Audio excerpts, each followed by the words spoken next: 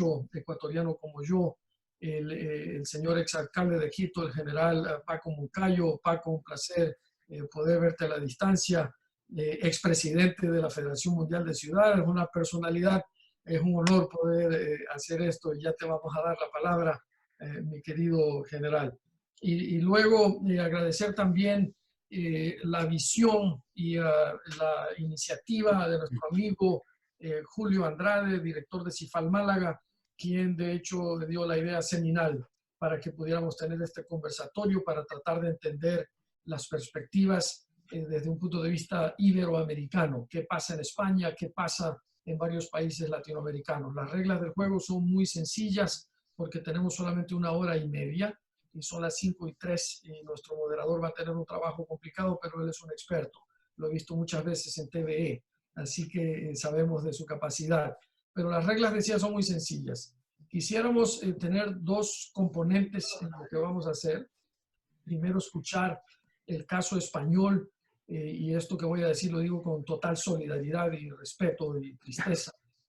Muy lacerante, muy complicado ver lo que sucede en España. También tenemos un caso similar en América Latina. Hola Edwin, un placer saludarte desde Quito. Tienes que tapar el micrófono, mi querido amigo. El doctor Edwin Miño, mi amigo personal, es una personalidad también en el Ecuador. Yo soy ecuatoriano, como saben, es el director general de CONGOPE, que es el consorcio de gobiernos subnacionales de la República del Ecuador. Muy bien, decía, vamos primero a escuchar lo que ha pasado en España y luego vamos a escuchar lo que ha pasado en países latinoamericanos, hermanos, pero con un participante por país. Sé que en algunos casos tenemos más de uno. Y si el director del centro CIFAL, en una particular ubicación, quisiera no ser él o ella quien habla, simplemente le rogaría decir una corta introducción y luego darle la palabra a la persona que va a narrar la experiencia desde el punto de vista de su país. Es un honor también poder decir que tenemos 7 países en este conversatorio y que al terminar vamos a poder hablar brevemente de lo que va a ser un webinar, un seminario virtual, la próxima semana abierto al público, el día jueves a las 4 de la tarde, hora de España. Ese seminario virtual, ese webinar, como lo llamamos en UNITAR, y perdón por el anglicismo, es, creo yo, importante porque hasta donde yo sepa, no hay todavía ese tipo de intercambio de información, de mejores prácticas, de conocimientos, de reacciones, de comentarios, de análisis, con ese puente invisible que nos une y nos ha unido por cientos de años, que es lo que llamamos Iberoamérica, ese ideal de hermandad que tenemos con lo que los abuelos llamaban la madre patria en América Latina. Así que con eso, y también quisiera, antes de devolverle la palabra a nuestro ilustre moderador, no puedo terminar sin darle reconocimiento a otra personalidad que nos acompaña, el licenciado Héctor Navarrete desde México, que pueden con esas dos hermosas banderas de los Estados Unidos mexicanos y de las Naciones Unidas. Héctor es también alguien que admiro muchísimo y que es un gran amigo de la ONU y es el director general de Aeropuertos del Sur de México, que es un área muy estratégica. Cancún habrá sufrido mucho. La oficina principal de Héctor está en Mérida, en Yucatán, pero ya nos contará porque tiene todos esos aeropuertos a su cargo, cómo esto afecta a la industria aeronáutica. Sin más, y dando la bienvenida también a los colegas de Argentina, a los colegas de Brasil, a CIFAL Madrid también, no solo a CIFAL Málaga, a CIFAL Quito, a CIFAL, el que nos falta es CIFAL Bogotá, pero estará incluido en el próximo webinar que mencioné. Y también le doy la bienvenida a CIFAL Mérida, que ya mencioné, y si a alguien se me escapa le pido disculpas. Ese es el objetivo, por eso le hemos querido llamar conversatorio a esto. No sé si es muy castiza la palabra, pero creo que se entiende la idea, y a nombre de UNITAR simplemente un sincero agradecimiento. Su amigo Alex está a la disposición desde Ginebra. Todo mi equipo está enfrascado en hacer que este webinar este seminario virtual del próximo jueves sea una realidad y sea exitoso y que empiece una serie, porque lo que ustedes empezaron en Málaga se va a convertir en algo que va a pasar en las 4 regiones que nosotros manejamos en todo el mundo. Así que con eso, señor moderador, muchísimas gracias y le devuelvo la palabra. Gracias. Gracias, Alex Mejía. El honor es mío, ¿eh? O sea, el poder participar y haber estado aquí desde el inicio de las primeras conversaciones que Julio Andrade, director de CIFAL Málaga, y yo tuvimos junto con otros compañeros de diferentes áreas que ahora iremos presentando, pues empezamos conversando en WhatsApp, en un simple grupo de WhatsApp. De ahí saltamos a esta manera de trabajar, de intentar hacer un resumen diario de cuáles eran los principales aprendizajes que estábamos teniendo cada día en cada una de las diferentes áreas, todas relacionadas con la crisis del coronavirus. Y finalmente, pues fijaos dónde hemos llegado ya en una reunión tan grande con gente tan ilustre como la que hoy nos acompaña. La norma básica es que seamos todos tan breve como podamos. Vamos a empezar efectivamente por las enseñanzas, las conclusiones que tenemos claras en estos días de crisis desde España. Quiero dar la palabra en primer lugar a Julio Andrade, director de CIFAL Málaga, para que nos dé la bienvenida, Julio, y también para que, bueno, pues sitúes un par de puntos estratégicos que te parecen clave a la hora de entender lo que sabemos hasta ahora. Buenas tardes. Gracias, Sergio. Muchas gracias, Alex. Saludo a todos los colegas de los centros CIFAL de América del Sur y Madrid también. Y a los expertos que hoy hemos tenido que hacer una selección, porque habitualmente somos 41 personas y hoy le hemos pedido que estén conectados con nosotros diferentes personalidades, son españoles en este caso, pero algunos de ellos también trabajan en la gestión internacional. Como bien ha dicho Sergio, para nosotros es un honor poder estar aquí en el día de hoy. Cada día nos reunimos en un grupo de 45 minutos, hoy es una excepción, vamos a estar un poco más tiempo, y tenemos expertos del ámbito de la seguridad, la ciberseguridad, del ámbito sanitario, del ámbito de la bioética, del ámbito de la comunicación y de otros ámbitos relacionados siempre con la gestión de esta crisis, y esperemos que sea útil para ustedes. Les avanzo también que hemos puesto en marcha un libro blanco y que sería un gusto que el libro blanco pudiera tener un apéndice de América del Sur, un libro blanco que pueda permitir en un futuro el mejor manejo de otras crisis que desgraciadamente tendrá nuestra humanidad, o porque esta crisis se repetirá, como es bastante probable, o porque vendrán otras crisis que puedan servir de manual, y tendremos el gusto de que sea un manual que lleve también el prólogo de Alex Mejía, de nuestro jefe de Níquil, y que puedan ustedes participar. Así que le invitamos a ellos, si así lo desean. Y por mi parte nada más, todo un placer desde CIFAL Málaga poder contribuir a estas sesiones y esperemos que sea este diálogo muy fructífero. Después, cuando me toque el turno como CIFAL Málaga, haré alguna observación. Muchas gracias y te devuelvo la palabra, Sergio. Gracias, Julio. Bueno, pues venga, sin perder tiempo y recordando todos la norma de intentar ser tan breve como podamos, contando evidentemente lo que cada uno queráis contar, pues siempre todas las sesiones cada día las inicio por el punto que me parece más urgente de todos. Ya sabe Federico Montalvo, por tanto, que le voy a dar la palabra a él. Federico Montalvo es presidente del Comité de Bioética de España, miembro además del Comité de Bioética de la UNESCO, sobre lo urgente que son los avances en el campo de la medicina, los avances médicos si los hay, o en la investigación o en la propia experiencia clínica con pacientes, más allá, por supuesto, de la cuestión en la que, Federico, tú eres experto, que es la cuestión bioética, y hay un asunto bien candente en España como es el de, y además nos lo contaba Federico en el grupo, pero también lo hemos visto en los medios reflejados en el día de ayer, en el día de hoy, que es cómo tienen, en función de qué parámetros tienen los médicos que tomar la decisión de a qué pacientes hay que atender antes cuando hay escasez de recursos. Federico, tienes la palabra. No, yo tampoco oí avances.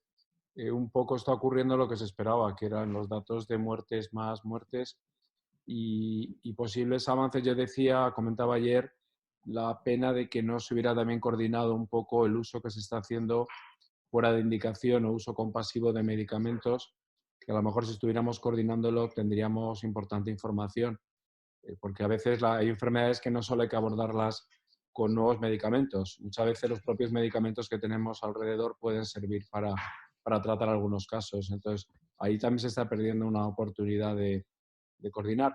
pero tampoco ha habido mucho avance. Yo sigo insistiendo a ver si la semana que viene pues tenemos unos resultados que sean, al menos en el número de casos, mejores. Y lo de los profesionales es espeluznante. Estamos hablando de 9.500 casos. Yo todavía recuerdo que el 8 de marzo, cuando ingresé para el diagnóstico en un gran hospital de Madrid, ya la situación el 8 de marzo era caótica por desconocimiento de lo que tenían que hacer desde el punto de vista de prevención de ellos y por la falta de medios ya el 8 de marzo. Es decir, que es que esto no estaba preparado una semana antes como tendría que haber sido, viendo el ejemplo de Italia. O sea, yo creo que hemos perdido bastantes días y lo de los profesionales es extraordinariamente grave porque 9.000 y algo es un número considerable. Y por cierto, están, y acabo con bastante miedo, porque claro, se les está obligando a trabajar en áreas que no son las de su especialidad. Por eso le hemos insistido al Ministerio que era importante darles una cobertura legal a través de una declaración, para que un médico oncólogo que está trabajando en un campo que no es el suyo, o un pediatra, sepan que están cubiertos legalmente, porque aquí también la medicina defensiva opera, porque nadie sabe lo que va a ocurrir el día después o cuando todo esto pase, con qué reclamaciones nos vamos a encontrar. España tiene una estructura de abogados enorme y no sabemos cómo va a reaccionar esa estructura. Entonces, ahí hay, yo creo, cosas que todavía se podían hacer mucho y nos están, por desgracia, no estamos, nadie las está liderando. Falta un liderazgo central y eso es lo que tenemos. Gracias y sobre todo muchas gracias Federico por el esfuerzo de síntesis. Quiero que avancemos hacia otro de los aspectos clave en toda esta crisis. Está la sanitaria, que es la urgente, evidentemente, y luego está la económica, que estamos sufriendo ya y que vamos a sufrir más adelante. Quiero conocer la opinión de Juan Iranzo, catedrático de Economía Aplicada. Profesor, se sigue discutiendo mucho sobre si esta crisis era en V, en U, bueno... Hay toda clase de teorías, hay quien cree que hay que poner el contador a cero, reiniciar desde el principio, hay quien cree que hay que ser mucho más restrictivo con cualquier actividad económica, hay quien cree lo contrario. Bueno, queremos conocer su opinión. Y en primer lugar manifestar que es un gran honor participar en este foro y estoy dispuesto, si lo consideran adecuado, a seguir en los futuros. Y en este sentido, la primera idea que hay que transmitir es que es la primera vez en la historia del mundo que se para precisamente una parte fundamental de la actividad económica por decreto. Eso no había ocurrido nunca y, por tanto, es una crisis inédita que no tenemos referencias pasadas. Quizá la referencia fundamental en este caso para todos debe ser China. En segundo lugar, en el caso de España, las actividades que hasta ahora se han eliminado o se han parado por decreto están vinculadas al comercio minorista, al turismo, que para España tiene una gran importancia y hemos perdido la campaña cuando menos turística de Semana Santa, con otra serie de actos como las fallas, Feria de Sevilla, etcétera. Y luego, por otro lado, también hemos parado otra serie de actividades vinculadas también con la actividad cotidiana, como es el ocio, deporte, etc.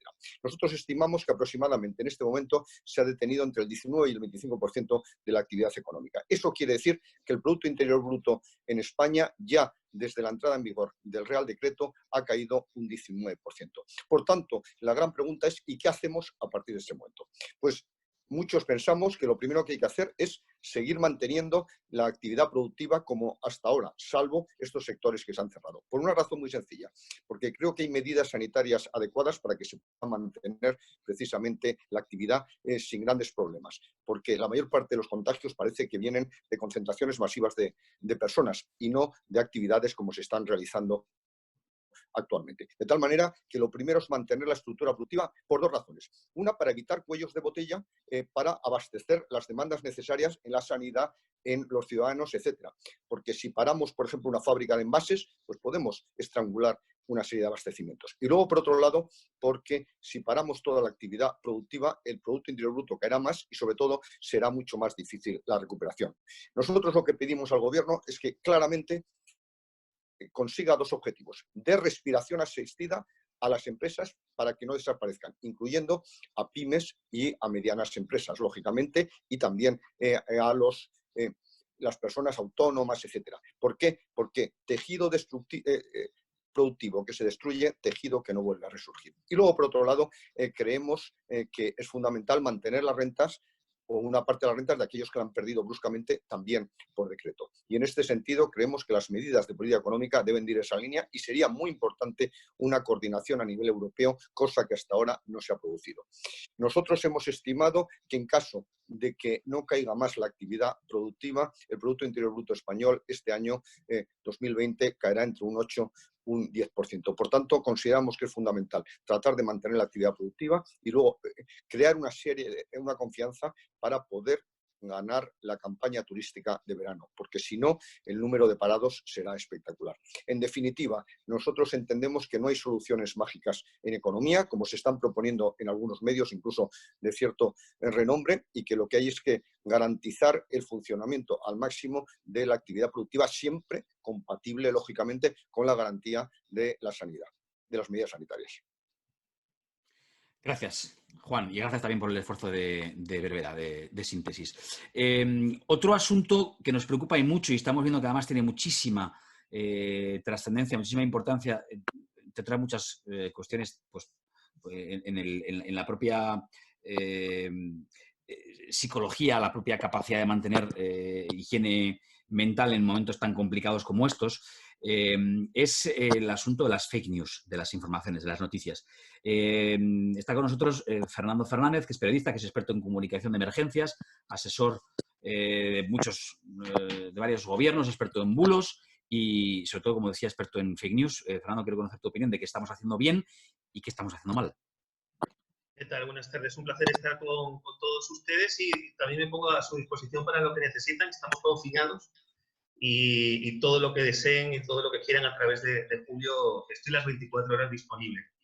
Que además la situación está a nivel mundial, como se dirige hacia allá, hacia el otro lado del océano, todavía llevamos unos días de ventaja como para poder aportar ideas e incluso ya ir contando errores que se están cometiendo aquí, por ejemplo, en materia de comunicación.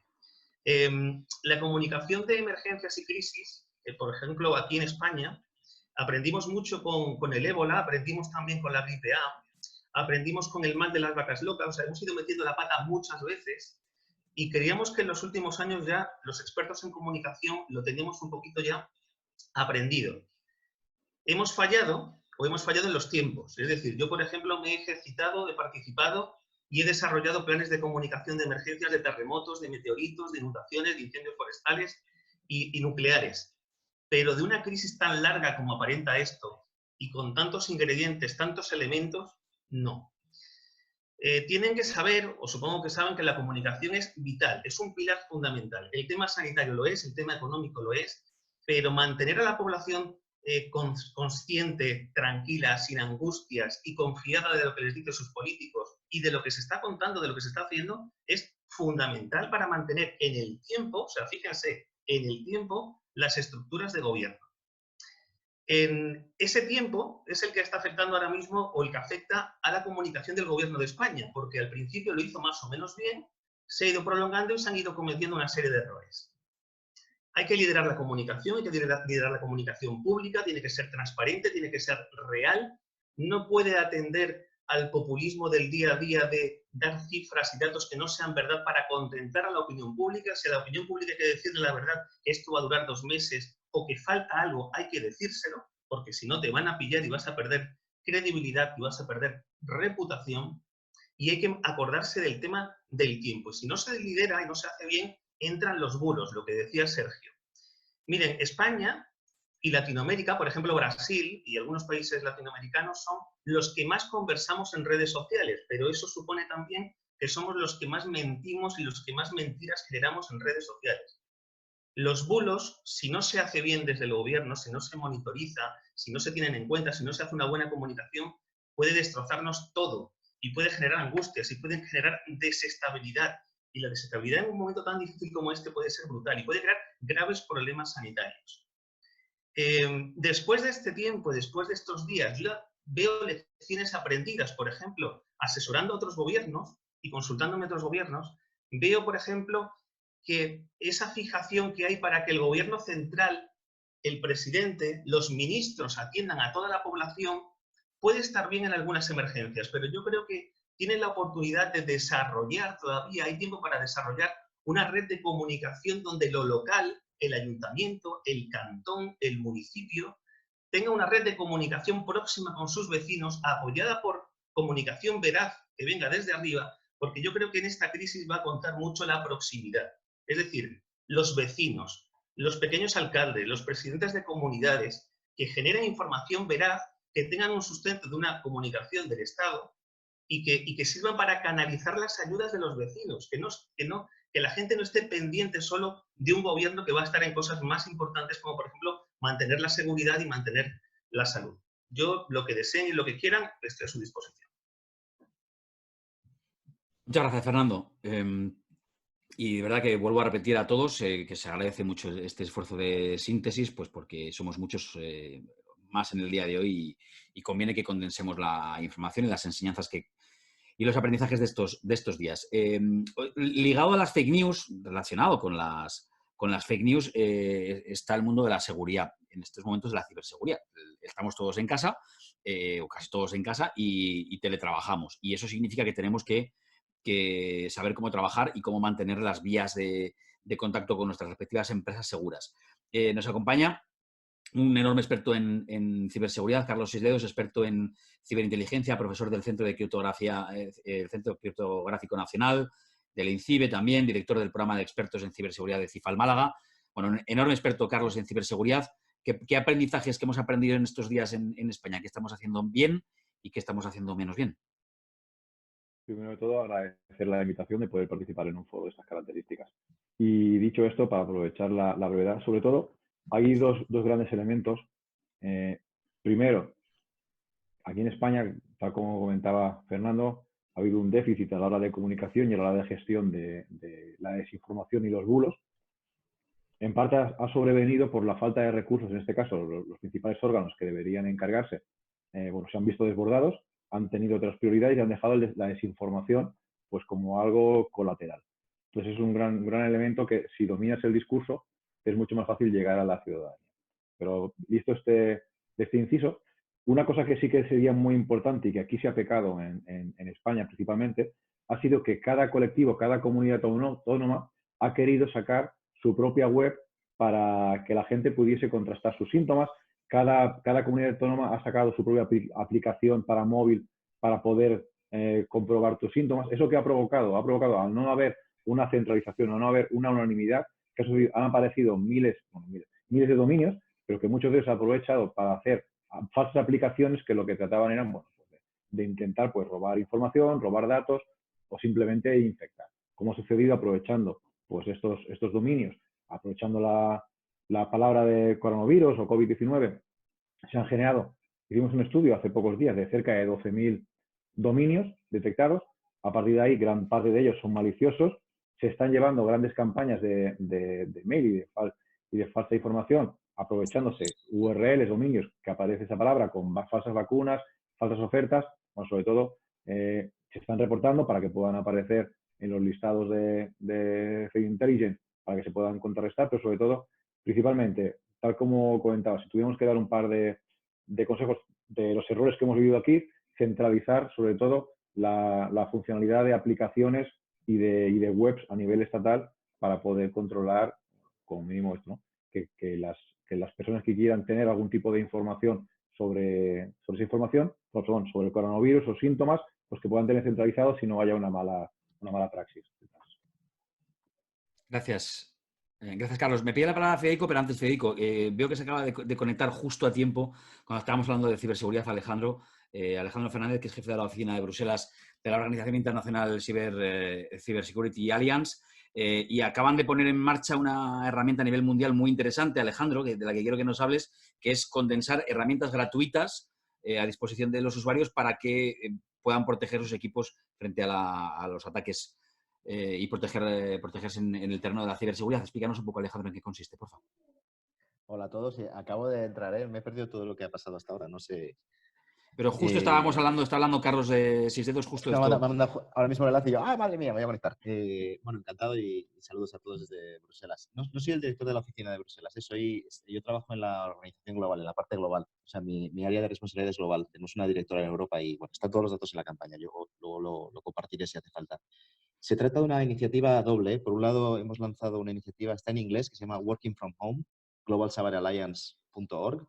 Es una iniciativa para que la gente que trabaja desde casa pueda, mediante unos pasos muy sencillos, pueda protegerse a sí mismo, ¿no? Reflexionar sobre qué es importante y adoptar medidas prácticas para protegerse.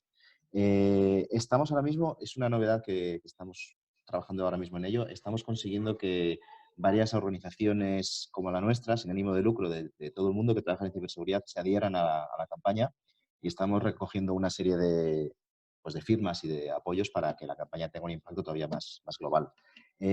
Por otro lado, aprovechando que lanzábamos esta iniciativa, hemos sacado la caja de herramientas de ciberseguridad de la Global Cyber Alliance para pequeñas y medianas empresas. Esta caja estaba en inglés y en francés y hoy la hemos lanzado, el jueves pasado, cuando salió la campaña, la lanzamos también en español.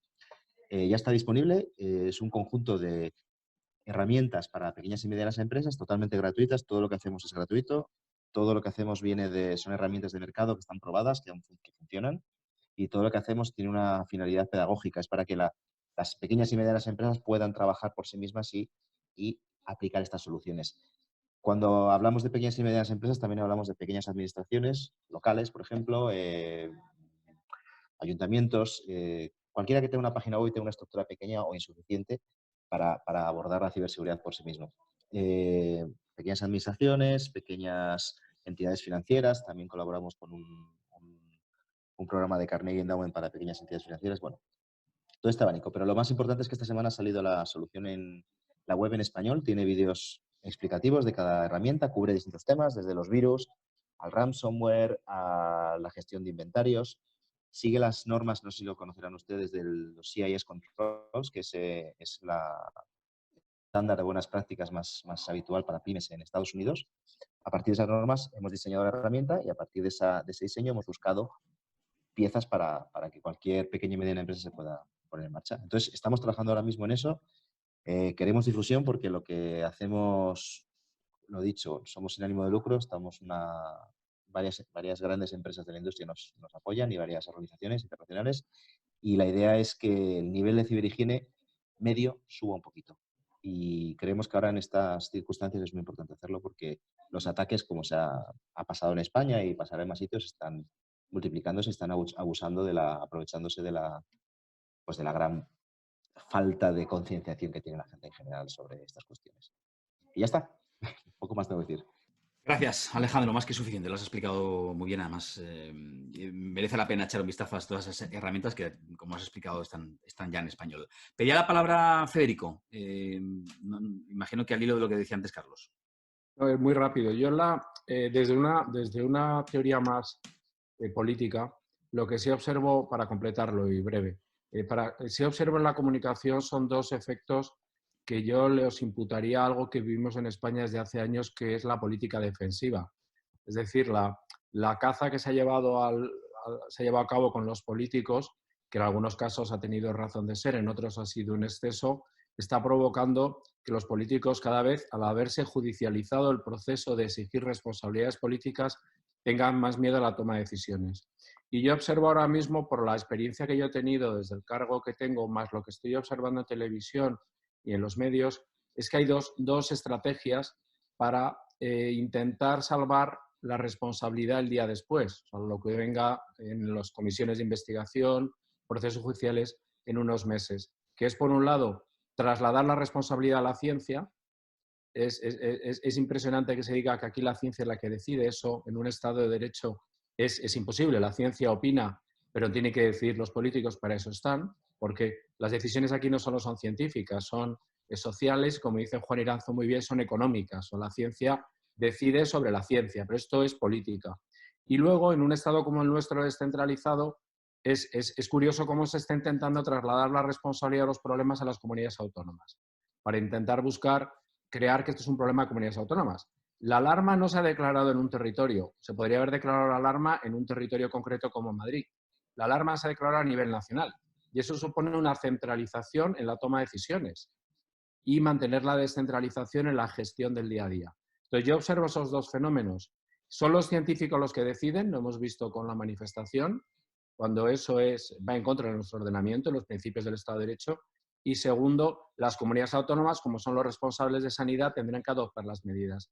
Entonces, eso es lo que me preocupa. Aquí lo que falta es alguien que políticamente pueda decir cómo se deben hacer las cosas. Y por eso la figura de Fernando Simón es una figura creada ad hoc para crear toda esa estrategia.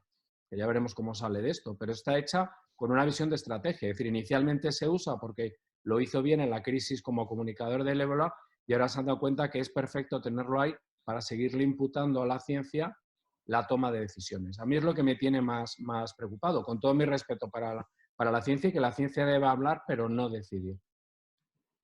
Bueno, en la línea de lo que cuentas, Federico, es justo las últimas manifestaciones políticas que hemos escuchado, ¿no? ¿Quién fue el responsable de permitir la manifestación del 8M? Hicimos lo que nos dijeron los técnicos, ¿no? Va un poco por ahí Fue Fernando Simón el que decidió, por Dios. Un poco preparando el terreno de lo que vendrá después, entiendo, ¿no? Bueno, del grupo de expertos que hemos querido hacer este resumen desde España, más allá de Julio Andrade, al que dejaré luego para que también en fin, aporte su visión junto con el resto de directores de CIFAL. Me falta la opinión de Rafa Chus, si no me equivoco, ya están todos los que intervienen desde España. Decía al principio Alex Mejía que se está trabajando, y lo contaba también Julio, en la elaboración de un libro blanco. Bueno, Rafa Chus, además experto en tecnología y seguridad, es la persona que está trabajando en intentar unificar todas las opiniones de los expertos que están participando estos días en estos grupos para crear ese libro blanco para intentar ayudar en el futuro. Háblanos un poco de esto, Rafa. Bueno, saludos y agradecido de esta posibilidad, de esta invitación. Bueno, en concreto, solo decir una cosa. Como experto en seguridad, si pueden adelantar las normas y pueden prever la cohesión entre los cuerpos y fuerzas de seguridad, les será muy rentable. Una de las cosas que a España le ha sucedido es la improvisación, una vez más, pero en este caso sobre algo no esperado, pero sí previsible, y existe ahora un gran riesgo de inseguridad, porque alargando en el tiempo, aparte de todas las dudas sociales y económicas, la de la inseguridad está latente. Y encerrar a una sociedad democrática, y todos lo somos, pero limitándoles a un espacio y reduciendo un país entero, pues se antoja bastante complicado. Pero sobre todo, quien tiene que llevar aquello a cabo, pues como no tengo una directriz muy claras y muy decisorias para cómo y de dónde hacerlo, se complica todavía más. Entonces, eso, pongan un énfasis en ello y toda la coordinación será poca para que poder llevar a buen término esto. Con respecto al libro blanco, bueno, pues al hilo de todas estas comunicaciones, opiniones y reflexiones, en conversaciones que tuvimos, lo que quisiéramos es, como bien dijo en principio Julio, el poder reagrupar y tener a todo lo mayor posible expertos y que dieran su opinión, quedase por escrito, que es la mejor forma para que quede para la posterioridad, y si sirve para que si en algún momento, como bien decíamos, esto, esperemos que no, pero bueno, posiblemente vuelva a pasar. En este caso, pues si alguien quiere escuchar y hacernos ese pequeño caso, pues que sirva. Por igual, hago también extensiva, como decía Julio y Sergio, a que, por supuesto, quien quiera y además quiera participar, le facilitaría mis datos para que haga, como tengo esa facultad de coordinador, y poder agruparlo a todo ello. Ya está, muchas gracias. Gracias, Rafa. Bueno, huelga decir que estamos todos en contacto a través de CIFAL, evidentemente, y todos coordinados porque, bueno, pues quien quiera participar en ese libro blanco o quiera, ¿no?, interconectarse en esta pequeña primera ronda que hemos hecho, hemos conectado Madrid con Málaga, con Bruselas, y devuelvo la conexión a Estudios Centrales a Alex Mejía, que está en Ginebra, si no me equivoco, para que ahora también Alex coordine esto, la conversación con los directores de los diferentes centros CIFAL repartidos por el mundo que están aquí presentes.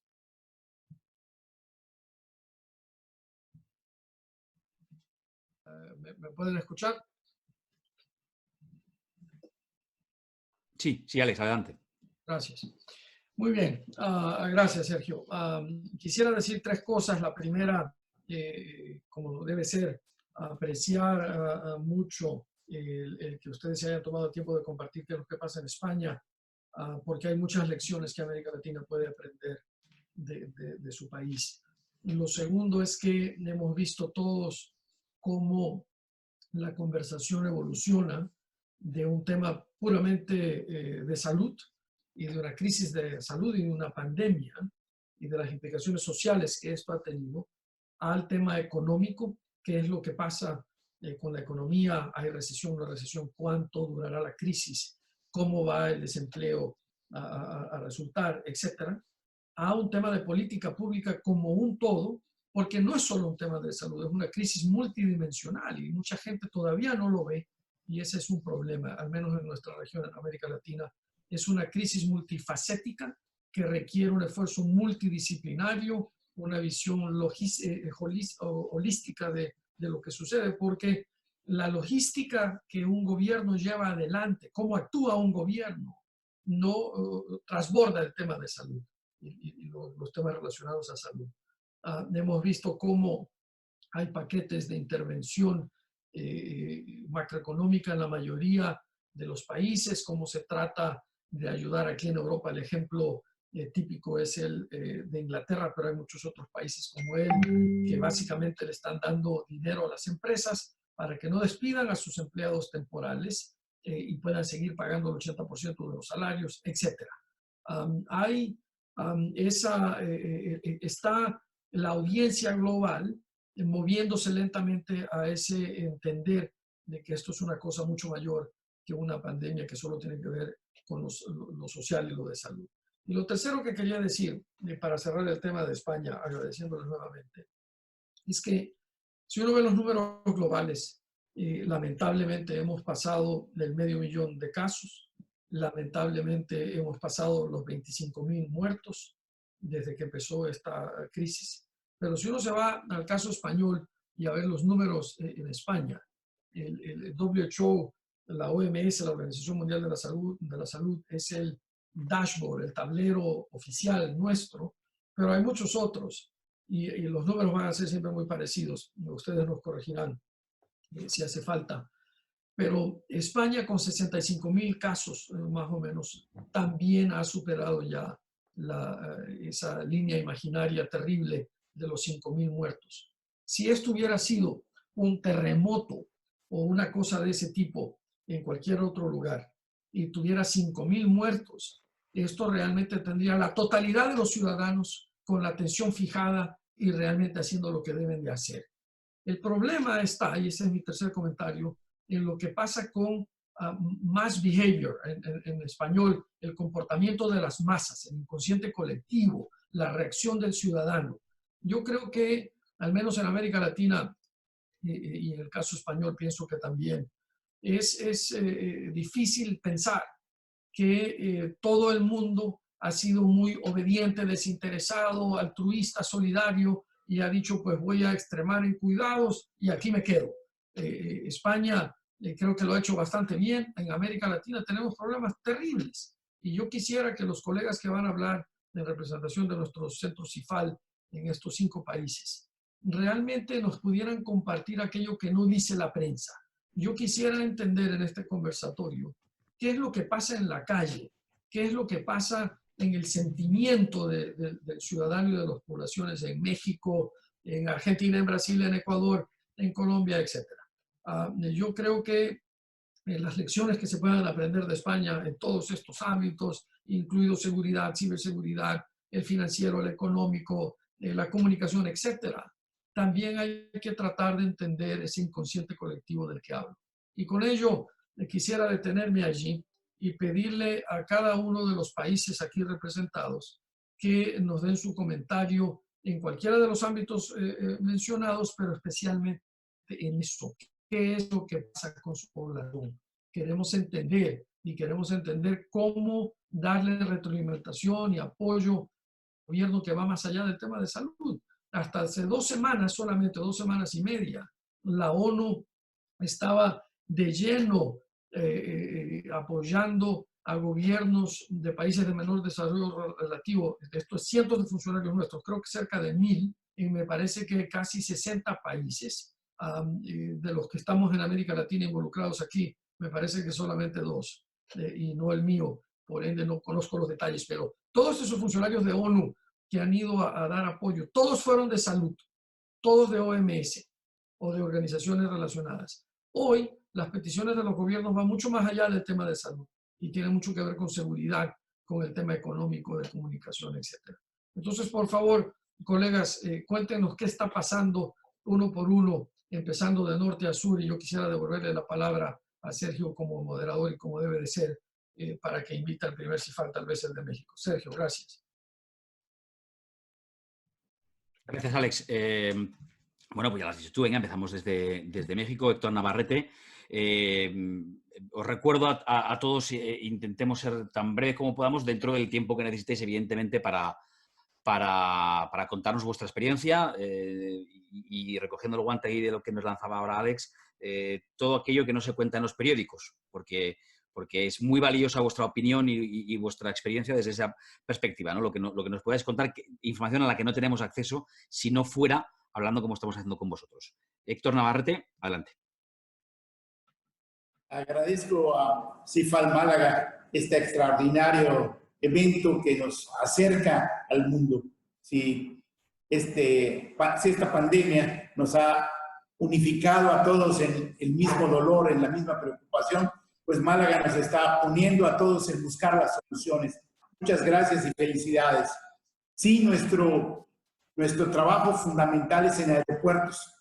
Y claro, como esta pandemia nos llega a través de la gente que estuvo fuera, ya sea en Asia, en España, en Italia, en Francia, en Estados Unidos, pues a México teníamos que darle una dedicación especial en los aeropuertos. Ahí es como la mayor parte de los contagiados han venido a contagiar, estar hoy en la segunda etapa de esta pandemia. Nuestro trabajo en los aeropuertos ha comenzado el 13 de marzo en el aeropuerto de Mérida y verdaderamente ha sido un trabajo constante con la Secretaría de Salud del Gobierno Federal para hacer, desde luego,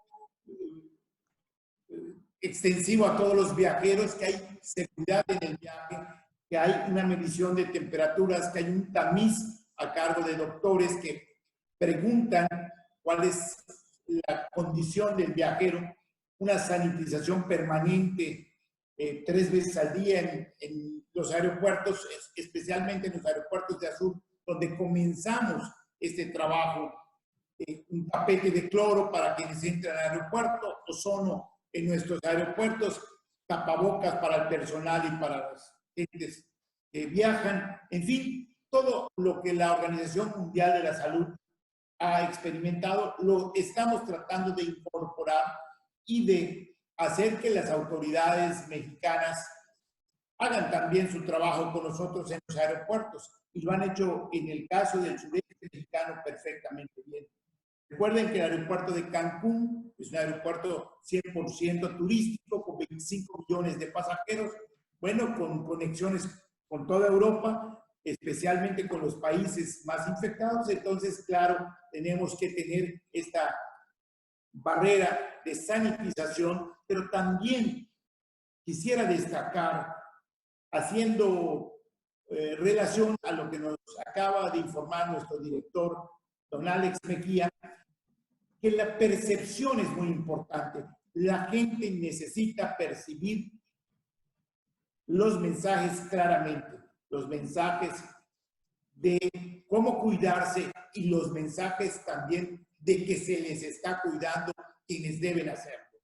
Es por eso que en CIFAL Mérida estamos estudiando esta situación y vemos con mucho agrado lo que hace CIFAL Málaga para hacer un compendio de todo lo que esta experiencia nos ha dado y poderlo transmitir a los aeropuertos del mundo y dejarlo como un documento que será la aportación de los CIFALes a la Organización de la Aviación Civil Internacional. ¿Cómo deben comportarse los aeropuertos ante una situación de este tipo?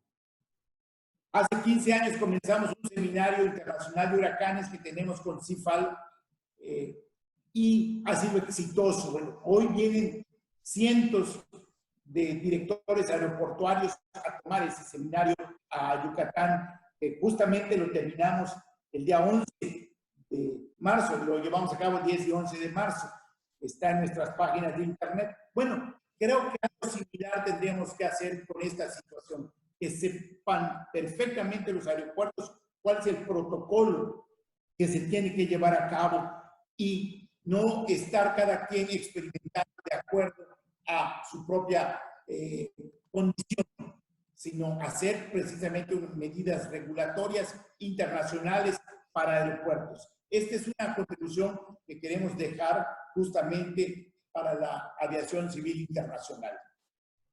Contestando un poco el tema que nos pregunta nuestro amigo Alex Mejía, debo decir que en nuestro país hay un sentimiento desde luego de inseguridad, un sentimiento de que puede pasarnos algo, porque precisamente estamos comenzando con esto. Solamente hay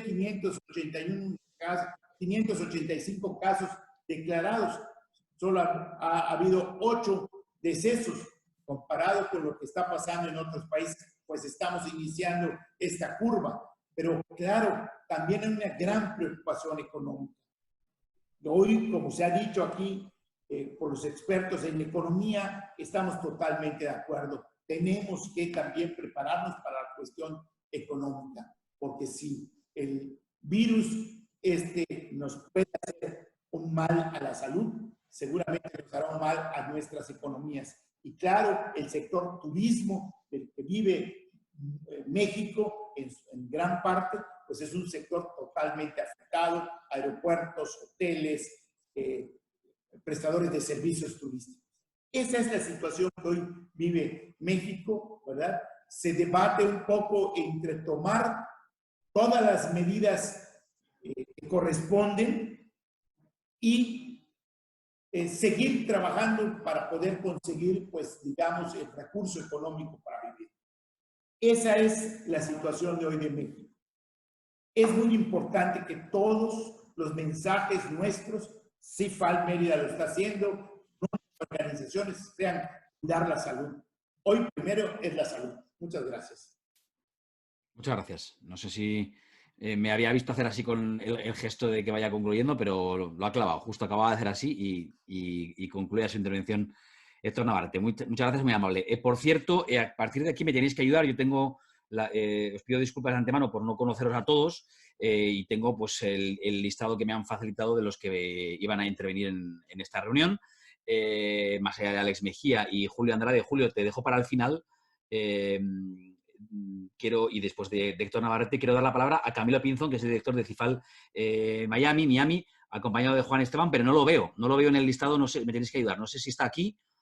Estaba confirmado, pero parece que tiene algún problema, veo que, entiendo que me ha escrito, no se puede conectar, entonces sugiero que si se conecta, pues lo haga más tarde. Queríamos que él nos dijera qué pasa con la comunidad hispana en Estados Unidos, pero si vamos hacia el sur de México, te tocaría pasar seguramente a Ecuador, me parece. Aquí, sí, Edwin Miño, que es director de CIFAL Ecuador.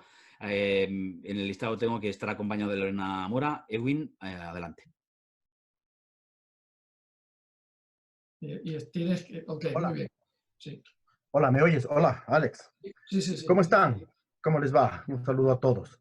Oye, así rápidamente el tema por acá, que está complicado. Somos el país de América Latina con más casos, ¿no? Recordemos que nosotros tuvimos el primer sospechoso entre fines de enero y febrero. Y claro, el primer caso confirmado en el Ecuador lo tuvimos el 14 de febrero, ¿no? Y de una persona que viajó muchísimo. ¿No? Las medidas, nosotros llevamos 10 días en lo que se denomina la cuarentena, ¿sí?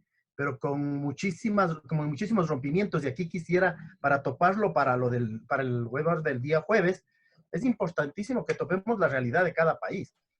Cuando tú tienes un Ecuador con el 38,8% de empleo adecuado y tienes más del 45% de autónomos, no puedes cerrar Guayaquil. Tú lo conoces mejor que nadie, Alex, ¿no? La gente vive de lo que trabaja el día a día. Ha sido imposible. Una falta de dirección política total, que es lo que deberíamos comenzar y en lo que estoy yo trabajando muchísimo, es en quererles dar dirección política desde los GATS, desde los gobiernos autónomos, desde lo que nos decían anteriormente, buscando la forma de que ellos asuman porque si no tenemos una especie de rivalidad entre lo que se denomina la autoridad nacional, el COE nacional, con los COEs de Quito, con el alcalde de Quito, con algunos COEs provinciales, ¿no? Y claro, llegamos a un estado de anarquía en el que cada uno quiere ya cerrar vías. Ustedes vieron lo que nos pasó y aprovecho para pedir disculpas como parte de Cival Ecuador a lo que pasó a esos aviones extranjeros que no se dejó aterrizar en una ciudad ecuatoriana, ¿no? Que iban a sacar, que precisamente iban a sacar gente. Eso es lo que nos está pasando, ¿ya?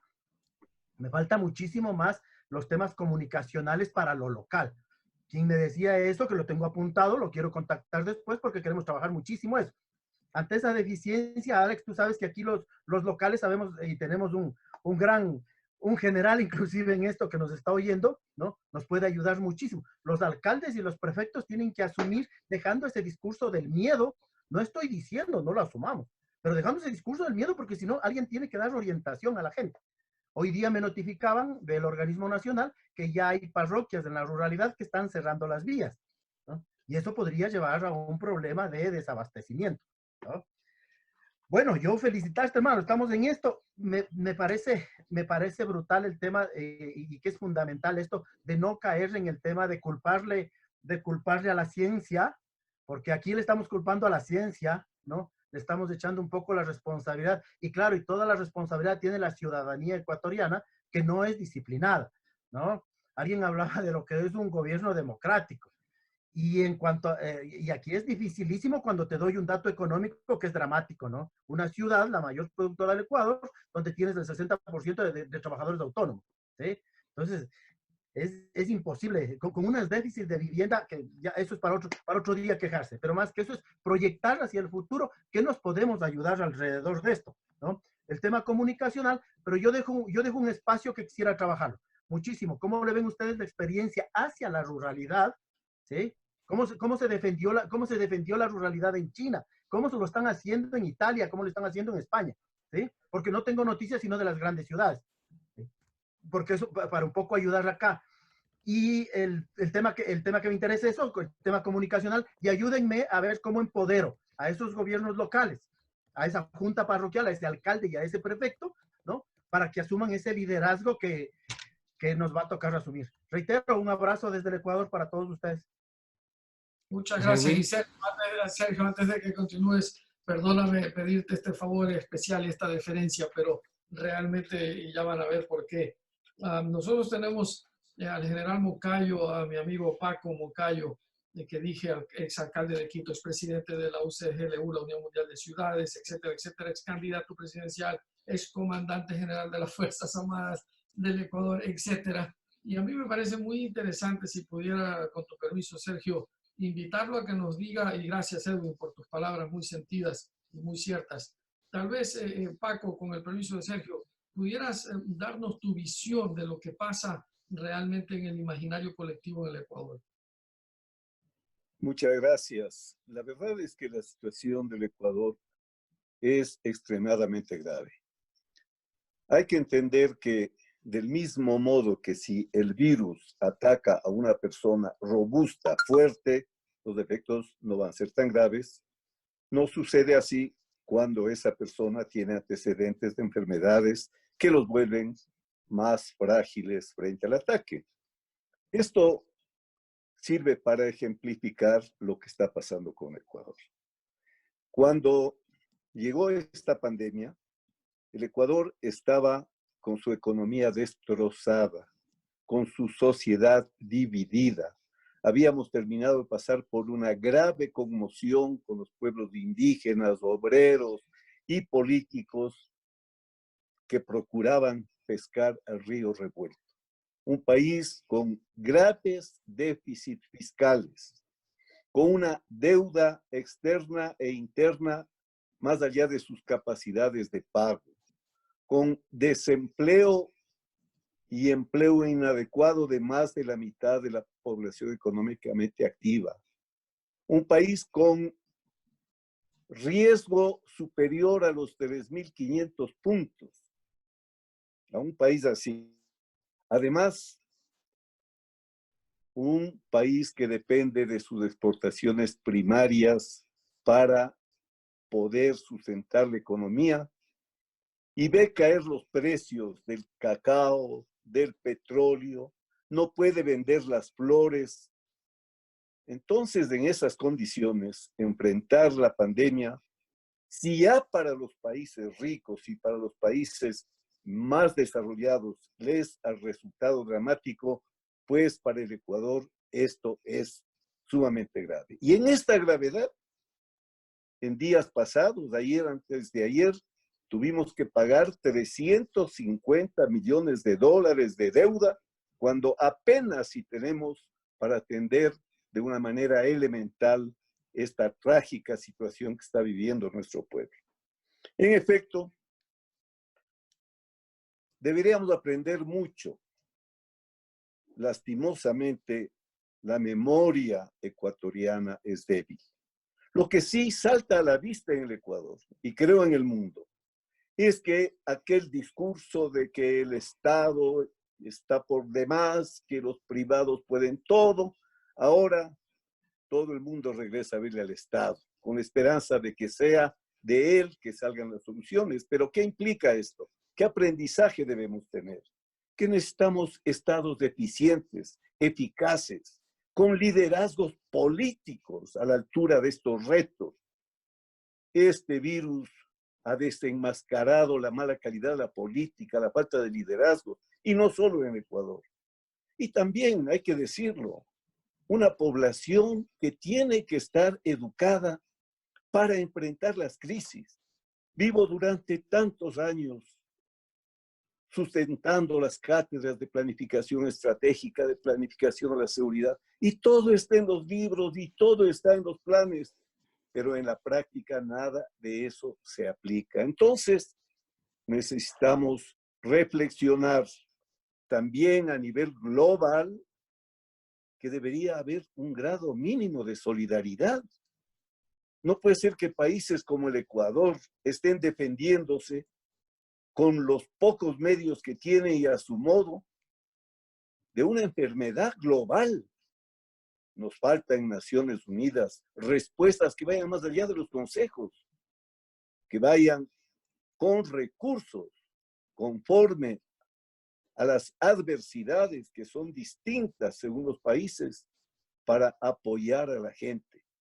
Todas las medidas que en Japón, Corea se ve que dan resultado, aquí son más difíciles de aplicar, porque en nuestras ciudades, en Guayaquil en particular, podemos observar que si el 60% vive de salir cada día a la calle a llevarse sustento y le ordenan que no puede salir de las casas, es casi como ordenarles que se mueran de hambre y no van a obedecer por mucho que pongan militares y policías allí. En fin, muchas enseñanzas y qué bueno que podamos compartirlas con los hermanos europeos, latinoamericanos, con los hermanos del mundo entero, porque la globalización está aprendiendo, puede destruirse, y para sostenerla tenemos que cambiar de visiones, valores, principios fundamentados esencialmente en la solidaridad entre pueblos, entre personas, entre instituciones. Muchas gracias. Muchas gracias, Paco. Gracias, Paco. Bueno, sincronicemos los relojes. Son las 6 y si somos capaces de cumplir las 6 hora de Madrid, llevamos una hora exacta en este momento de conexión. Se supone que dentro de media hora deberíamos acabar. Yo os lo digo, que cada uno luego actúe como pueda a la hora de intentar resumir en la medida de lo posible las intervenciones. No encuentro, pero ahí no tengo todos los nombres, no encuentro ahí en el listado al doctor Walter José, presidente de CIFAR Argentina. ¿Está por ahí? Sí, acá estoy. Venga. Perfecto, pues te escuchamos. Tienes que acercarte al micrófono, mi querido Walter. Un placer saludarte a la distancia. Adelante. Adelante. Bueno, hola a todos. Si me escuchan bien, voy a pasar directamente a reflexiones muy pertinentes a lo que está sucediendo. Desde mi punto de vista, tenemos una sobredosis de diagnósticos deliberativos. Hace ya algunos meses, desde que comenzó esto como una como una probable epidemia que luego se convierte en una pandemia, han sido analizados absolutamente todos los aspectos y como muy bien Alex hace instantes lo comentaste, este es un problema multifacético. Realmente es muy complejo y la multifaceticidad implica que si uno se ocupa de una de las fases del problema, inmediatamente está impactando en los otros.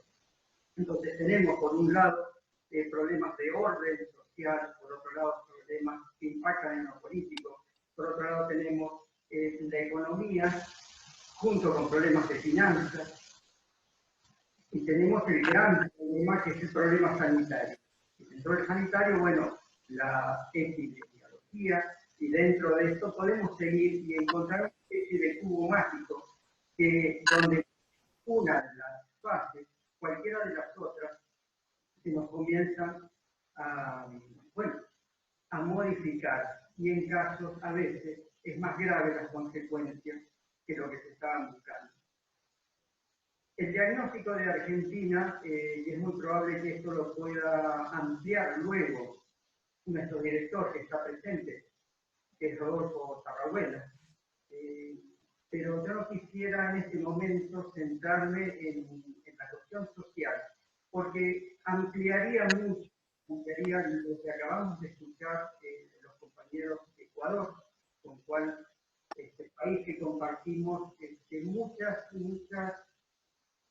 hay un paralelismo en varias áreas. De nuestra parte me gustaría centrarme en 3 puntos a los cuales fijar a Argentina desde un principio, cuando vimos esta posible epidemia y luego confirmada pandemia. Nos centramos es en el área científica, o sea, qué soluciones o qué propuestas concretas, con evidencia, podemos estar brindando en este área. Los 3 puntos que nos centramos fue prevención, detección y tratamiento. Tú sabes que nuestro CIFAL, su área específica, o una de las áreas específicas, es neurociencias, y junto con esto venimos trabajando con equipos vinculados en laboratorios en todo el mundo, algunos de ellos allí ubicados en Europa, inclusive hay uno más cerquita en Málaga, y que en las últimas décadas han estado investigando soluciones a la salud, a problemas de salud, desde la física cuántica aplicada a la salud. Entonces estamos hablando de un paradigma biofísico, no de un paradigma bioquímico, que es lo que más que se está trabajando actualmente. Casualmente Argentina acaba de ingresar como uno de los países de prueba, para alternativas, y las alternativas que se han tenido en cuenta son todas químicas. Bien, para ir al grano, para ir al punto esencial de esto, estos equipos, estos laboratorios, que a su vez están siendo, se integran como miembros corporativos de CIFAL Argentina, han desarrollado ya hace más de 3 décadas, ¿cierto?, distintas propuestas que son consistentes. Vamos al primer caso hoy de aplicación en prevención. Una vacuna, concretamente un protocolo audible que puede acceder a la distancia y que estoy aconsejando a los gobiernos locales en primera instancia para que puedan prevenirse vacunarse a todo lo que es personas y personal de salud, médicos, enfermeros, etcétera, los que son en principio los que están más expuestos en este caso. Por otra parte, la detención. La detención a través de un equipo con un electroencefalograma simple. Estamos hablando de una vincha de 4 sensores. en 3 minutos podemos tener la detección. Y esto puede estar en cualquier aeropuerto. En vez de tomar la temperatura a la persona, se lo puede ubicar 3 minutos en un electroencefalograma que puede detectar. Hasta ahora tenemos alrededor de 15 variables. Cuando hablamos de variables, estamos hablando de las distintas mutaciones que va tomando el virus.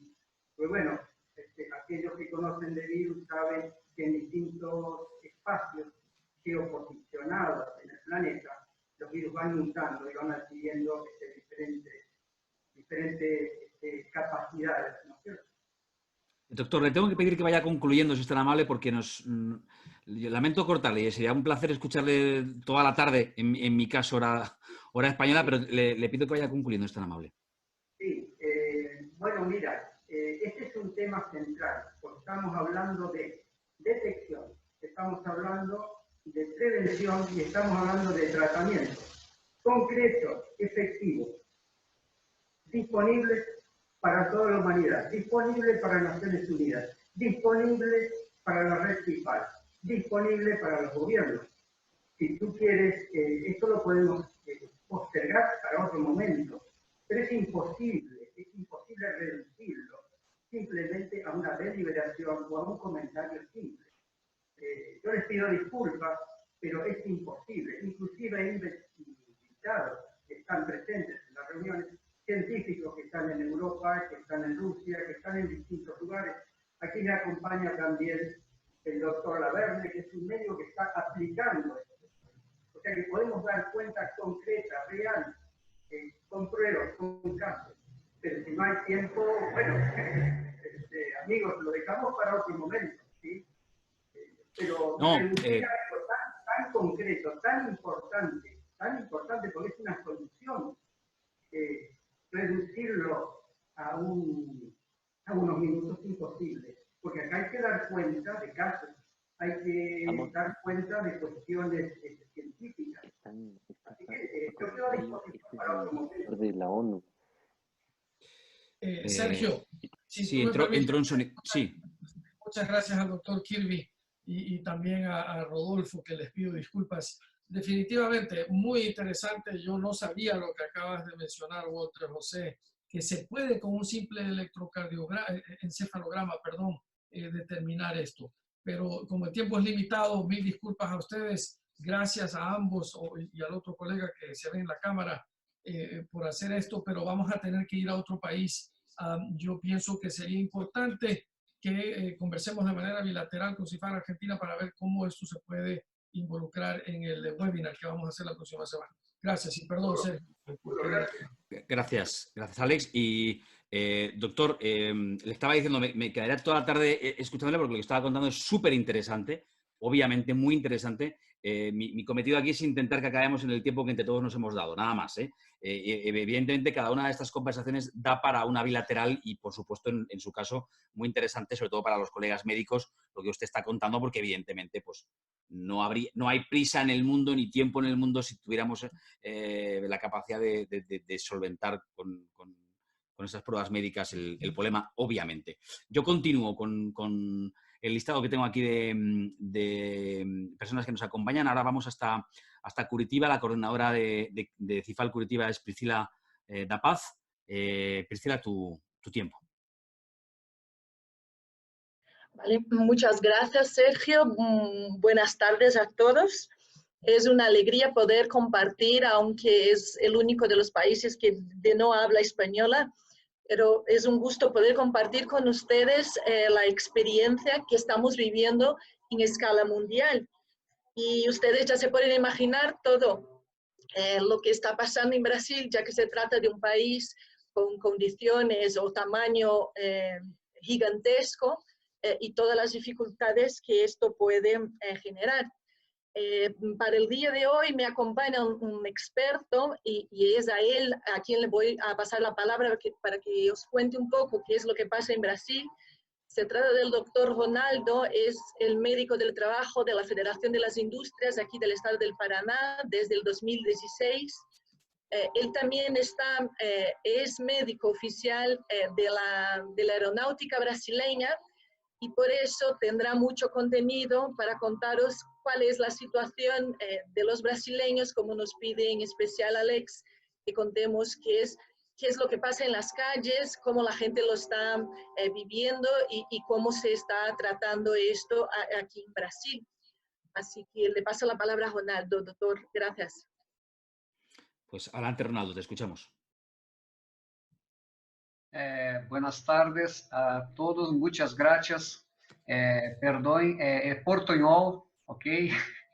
Y la pandemia del coronavirus ha cambiado los hábitos individuales y colectivos en todo el mundo, en Brasil también. Aquí en Brasil se está tomando varias medidas para reducir la transmisión del virus y la progresión de la enfermedad. Cierre de tendas e comércio. Hoje, 3.487 bajo investigação, 106 casos confirmados, 613 descartados. Governo adotando medidas de isolamento social, tales como trabalho em casa, atenção médica para pacientes sospechosos de haber infectado o vírus e a enfermidade. As empresas estão lutando devido à redução da produção. É necessário, pero as consequências podem ser malas. Devido a uma possível recessão em las calles, todo se detuvo. Gente preocupada por trabalho, nervosa, ruas paradas. Quase todos os trabalhadores estão em casa e estão pensando em regressar ao trabalho, já que necessitam trabalhar para ter dinheiro para pagar as faturas. A percepção da população é preocupante com o contágio de los membros da família e principalmente pacientes crônicos, diabetes, hipertensão arterial, problemas do pulmão, pulmonares, etc. Desculpe se todos estão misturando um pouco o portunhol, mas, assim, se estão tomando diversas medidas de contenção, aeroportos com grande redução do movimento.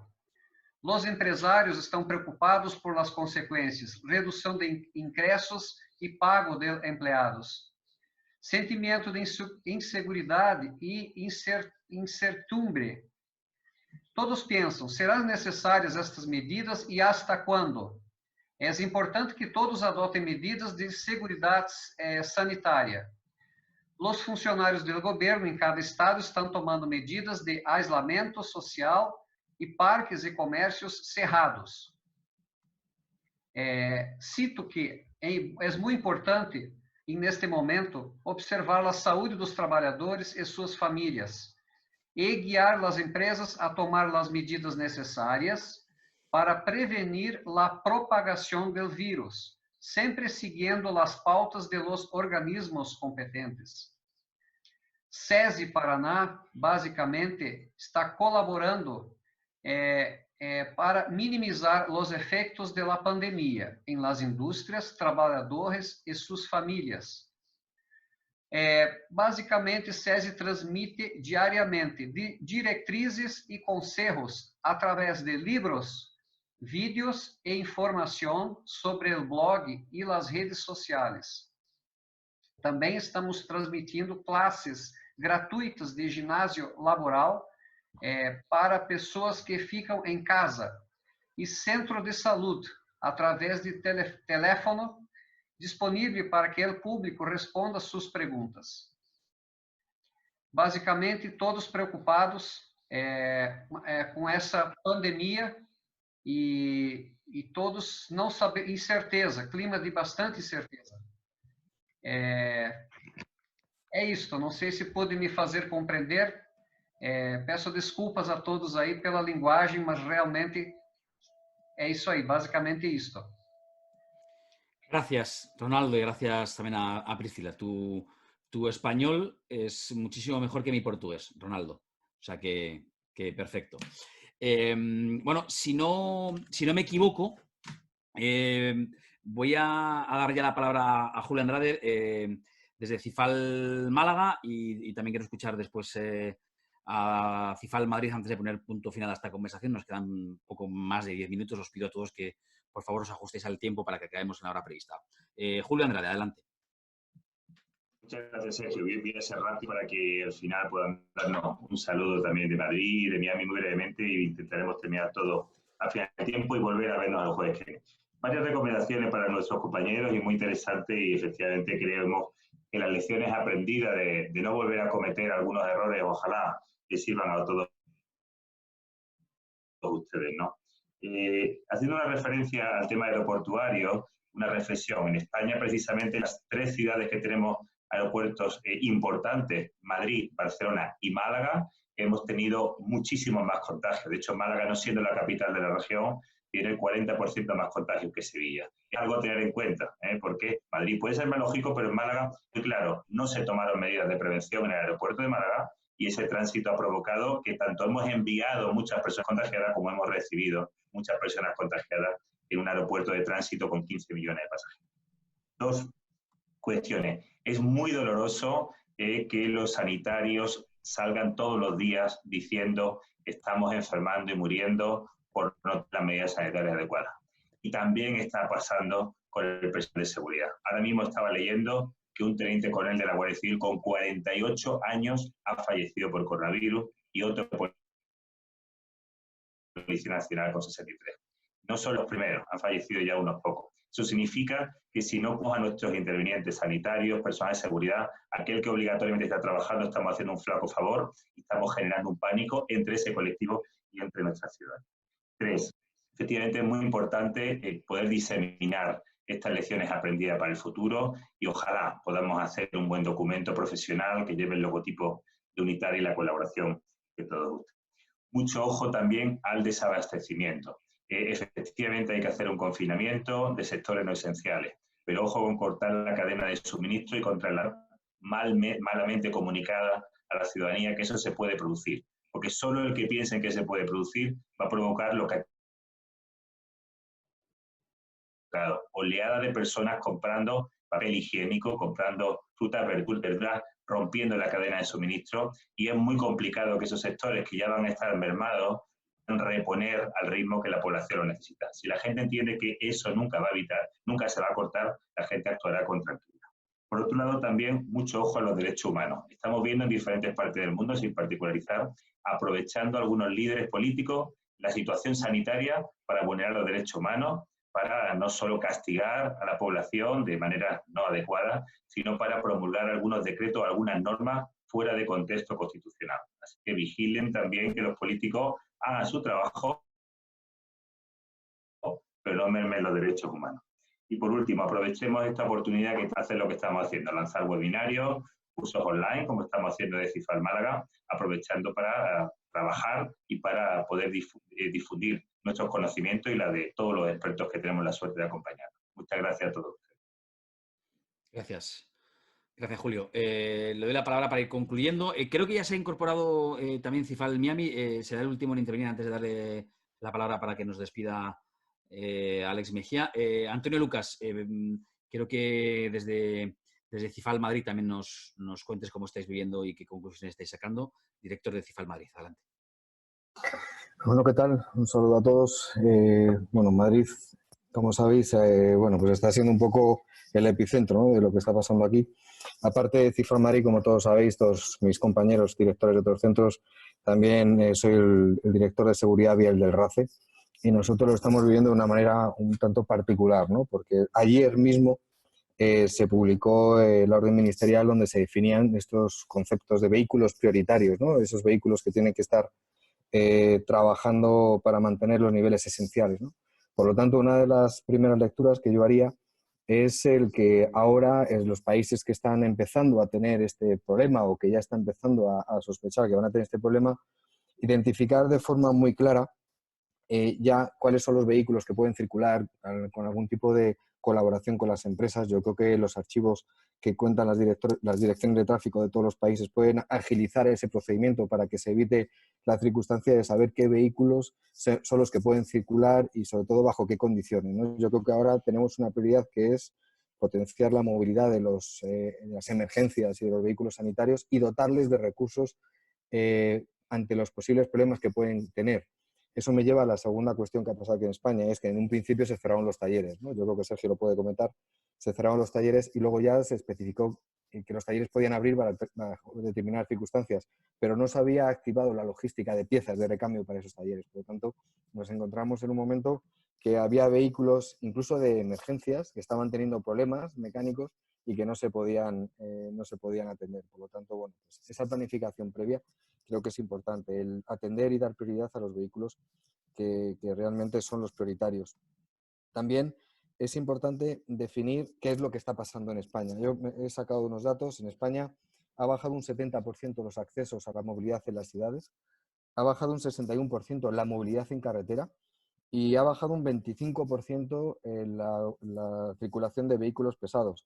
Lo que es curioso es que donde antes 1 de cada 4 vehículos que circulaban por las carreteras era vehículo pesado, ahora es la mitad de los vehículos que circulan. Y eso también nos indica que tenemos que dotarles a estos vehículos pesados de soluciones. Si cerramos todos los restaurantes de carretera no van a poder parar para descansar.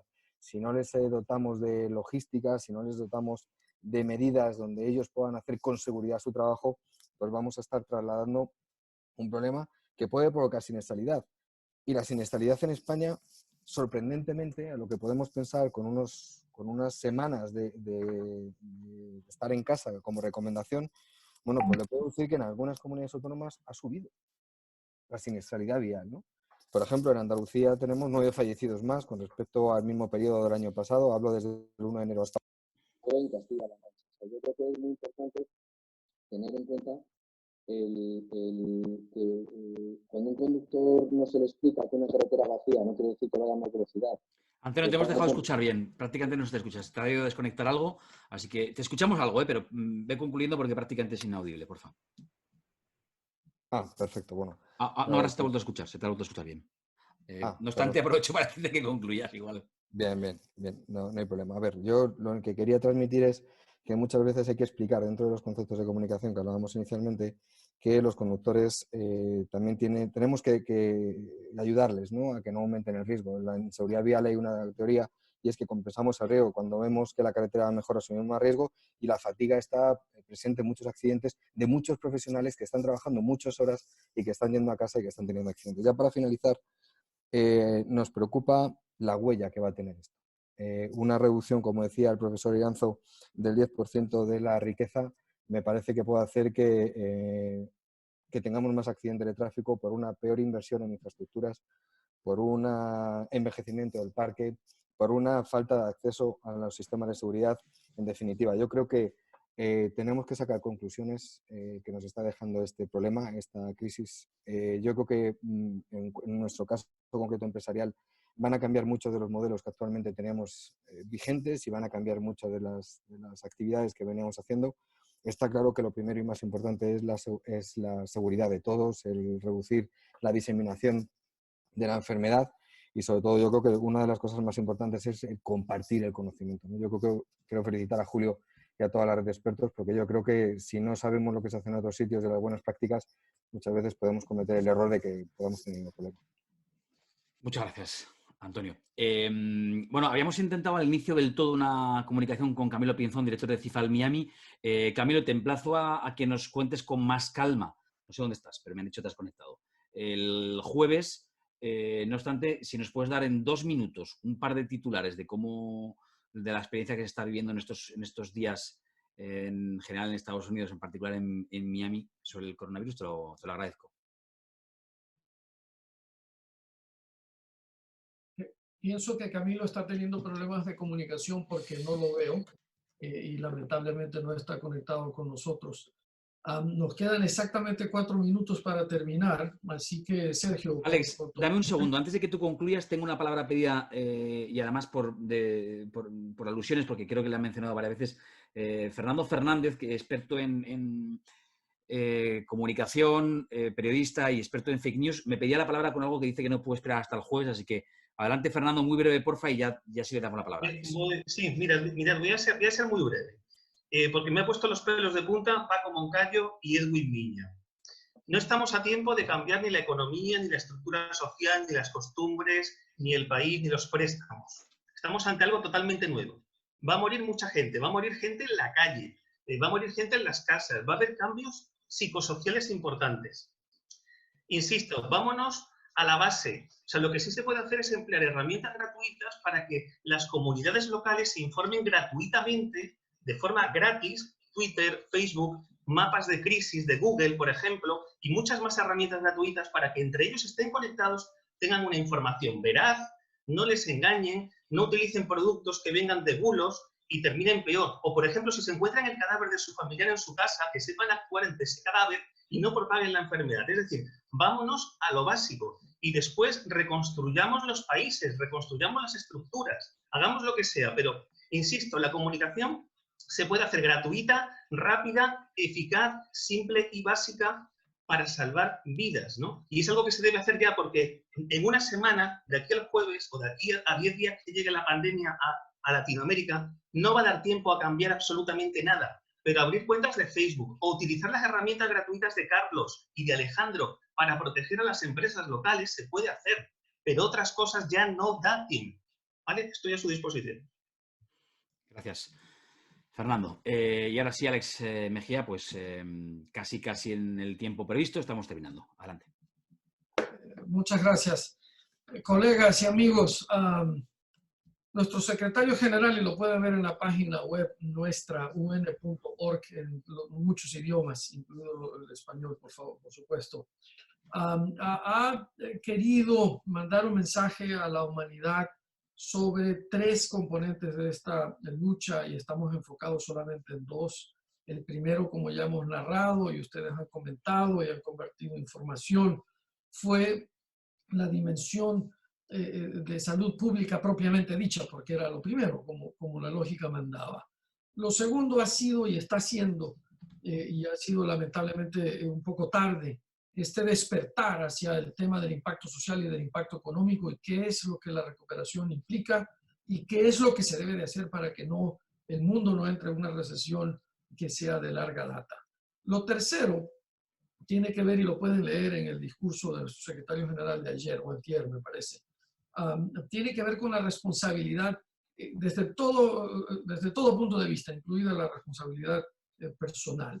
Este no es un tema de los gobiernos solamente, este no es un tema de política pública solamente, este es un tema de responsabilidad personal. Y allí hay una gran distancia, quiero decir, con extremada delicadeza y diplomacia. Nos quedan solamente 2 minutos y no me puedo explayar, pero dependiendo del nivel de educación, de responsabilidad colectiva, las sociedades actúan muy diferentes. En los 3 años que yo tuve el privilegio de trabajar con la ONU en Japón, cuando uno le dice a un ciudadano japonés, eso es lo que hace el ciudadano japonés. Cuando uno le dice a un ciudadano latinoamericano, y no ofendo a nadie, yo también soy latinoamericano y seguramente he sido así en muchas ocasiones, la respuesta es, vamos a ver.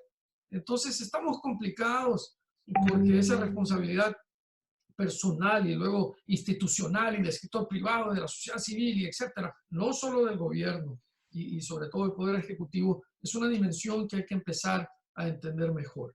Y quisiera, un poco para concluir, pedirles que por favor nos ayuden a investigar un poco más para el webinar que hay el próximo jueves. Algunos de ustedes van a ser invitados y sería un placer si nos pueden acompañar. Ese seminario es abierto, ¿no? Al público en general, serán cientos de personas de todo el mundo de habla hispana, muy rígido en el número de minutos que las personas tienen literalmente. Los vamos a cortar y pido disculpas de antemano y antes de que nos digan que sí a la invitación que la mayoría de ustedes van a recibir, tienen que saber eso porque si no, no funciona.